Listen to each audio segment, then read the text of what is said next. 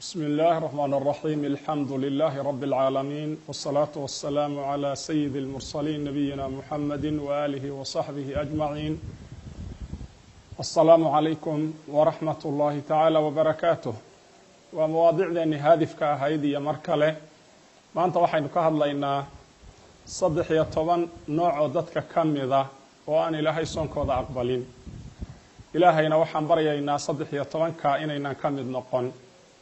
صدح يطبن كأنه قفك أهرياي وقفك كل عمل وإلهي وشركي ليه الله نوث ليه لين أشركت لا يحفظن عملك ولا تكونن من الخاسرين إن الله لا يغفر أن يشرك به ويغفر ما دون ذلك لمن يشاء. آياتها سوحي تلماما ينقفك أعمال شركية هدو كل وحدوني بها هذا إن إلهي أعماشي ساقبلي. سنفيق اللباد أما النوع اللباد والمنافقون هذا لك لقاضون نفاق اعتقادي النفاق عملي علماء هو كلقاضان لكن قفك النفاق كدعة ووحكم مغضي وحو قرنا يا إكل الدوانادان وكسف وبصفات كاللغو يقاندتك منافقين تا سجن أعماشي سإلهي أقبل ماي صونكي سنة إلهي أقبل ماي سدان مشرك إلهي صونكي سوا أقبلين أيان منافقنا إلهي وحبوغا أقبلين ويا إله بابلن قاضي وحوليه هاي إن المنافقين في الدرك الأسفل من النار ضبق وهوسية أولي تأيي نار تكليهين حتى نار تعادق وحكم له ضبق وهوسية وحم بيكليهين. قل هذا الصدحات وتارك الصلاة تارك الصلاة صلاة ضوء قطقه سقو إنكري فرضية ذا سقو أن أقولين ديدي إنه كافر يهي cidna iskuma khilaafin laakiin markuu takaasul iyo waxba wax loo sheegay haduu taariku salaad yahay malcuun weeye ilaahay acmaashiisa ma aqbalo waayo salaada iyo maxaan ku dhahdaa soonki iyo acmaasha salaada ayaa ugu laf dhabarsan oo man salaadu waxa weeye waa diinta laf dhabarteedii bal ilaahay iimaankuba inuu iyada yahay buu ku tilmaamay من أقامها فقد أقام الدين ومن هدمها فقد هدم الدين صلاة قفك توسيا دين تيبو أوغيو توسيا قفك الدميانة دين تيودنبو الدمية قفك أفراد وقفك صلاة مرنا كتغا مرنا كذا أهل العلم وحي لهذين وحي نؤيغينا لنعا وأبدان يهي هدو صلاة لأنت أبدان يهي وحي نهاليشين إن تارك الصلاة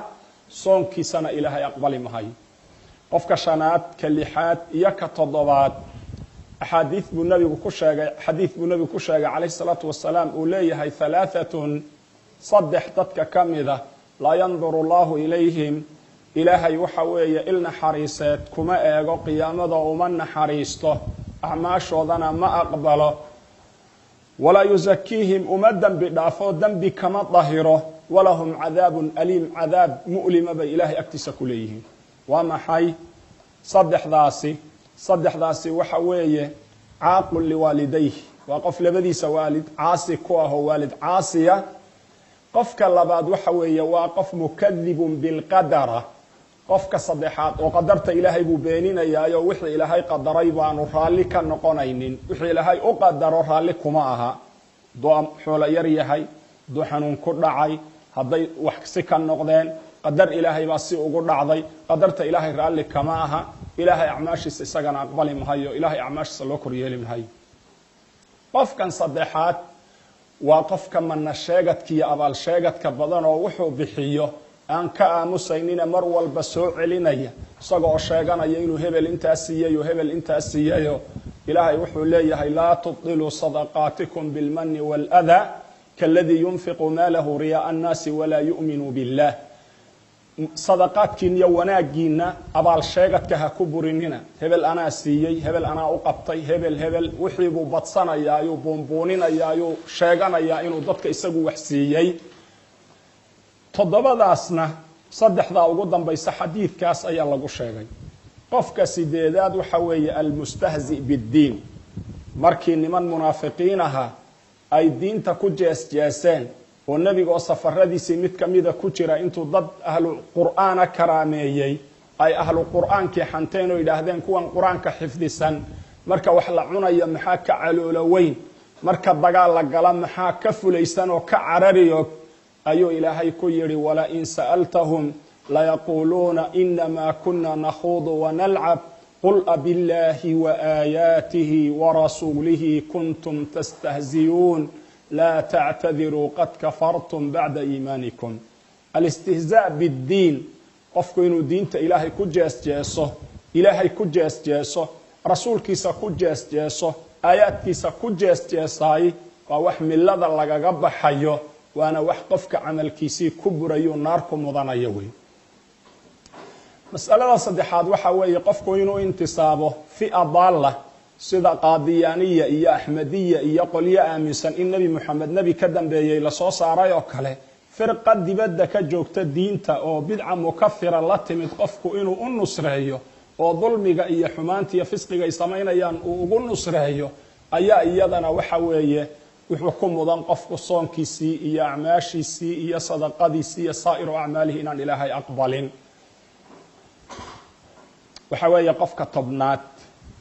waa qof la yimid nawaaqid alislaam, wax burinaya diintiisii, ama qowl ha ahaado ama ficil ha ahaado, waxyaabo diintii uu kaga kufriyaya buu la yimid, ilaahay waxba ka aqbali mahay. saddexda qof ee 11 iyo 12 iyo 13 nabigu xadiid buu ku sheegay calayhi salaatu wasalaam, wuxuu yidhi halaaatun, saddex qof oo dadka ka mida laa yaqbalu allahu minhum sarfan walaa cadla, ilaahay sunne iyo farad midnaba kama aqbalo saddex qof oo dadka ka mida oo bani aadamka ka mida. saddexdaasi waa maxay? almeliku alkadaab, qof mas-uulahoo dad u taliya oo madaxweyne ah oo maalintii la arkaba been sheegahay. qofka 11aad waxa weeye ashaykhu zani, waa qof odaya ama qof weyn oo habarah oo islaam weyna ama qof weyn oo odaya oo haddana macsiyadaa xun ee liidata ee dankiga iyo dacfiga iyo faaxishada aan marna ka dhowrsanayn. qofka 13aad waxa weeye caahilu lmustakbir, qof waxa weeye faqiira laakiin faqiirnimadiisa wuxuu ku darsaday inuu mufsid yahay, kibirsan yahay, madax taag badan yahay, isla weynaan badan yahay, inuu ku jiro ixtiqaaru annaas, badaru lxaqi wa gamdi nnaas. nabigu tuu tilmaamay calayhi salaatu wasalaam waxa weeye istikbaar waa mujaawasat alxuduud weeye, qofku inuu xuduudda gudbo, tawaaduca ka tago, dadka inuu la siman yahay, uu dadka isdheeraysiiyo, uu dadka iska weyneeyo, oo uu mustakbir yahay, iyadana acmaashiisa lama aqbalo oo soonkiisa la aqbali mahay. dadka aynu tilmaanay acmaashoodu waxay ka dhigan tahay hal bacaad lagu lisay wey, hal bacaad lagu lisay oo meel bacaada inta la joojiyay oo la godlay la lisay, laga sugi mahayo inay caana dhiiqda iyo inay ku xumbayso bacaadka iyo in khayr laga faa'iido toona.